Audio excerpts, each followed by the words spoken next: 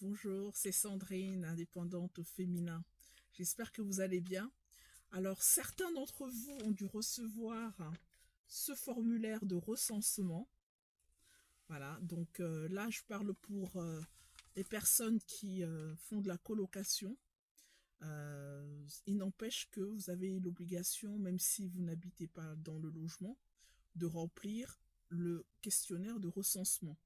Ce questionnaire est obligatoire, d'accord? Donc, même si vous n'habitez pas, c'est obligatoire. Vous avez fait de la location, de la colocation, et bien vous devriez remplir pour vos colocataires, d'accord? Donc, c'est vraiment obligatoire. Donc là, ça se fait en ligne. Vous avez toutes les références de votre dossier, donc vous ont déjà sélectionné en fait. Donc, c'est à remplir. Donc, vous dites effectivement, vous avez la case si vous voulez en colocation ou en sous-location, vous cochez, vous remplissez le nombre de personnes qui occupent votre logement. Ils vont vous demander leur nom, leur nationalité, leur situation professionnelle. Vous remplissez. Si c'est des étudiants, vous remplissez. Voilà, il n'y a aucun souci. Ça prend euh, en fonction du nombre de personnes que vous avez dans le logement. Moi, j'en avais 3, donc ça m'a pris en tout une quinzaine de minutes. C'est vrai que c'est un peu chiant, mais il faut le faire.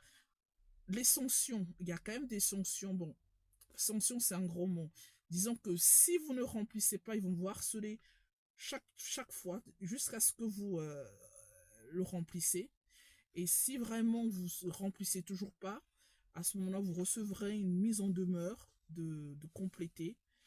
Et vraiment, dans le cas extrême, vous avez une pénalité qui peut aller jusqu'à 38 €. Bon, on a vu pire, mais voilà. Donc, le formulaire de recensement, ça fait partie du jackpot lorsque vous avez été sélectionné. Voilà. Bah écoutez, je vous dis à bientôt pour une nouvelle vidéo. Salut, ciao.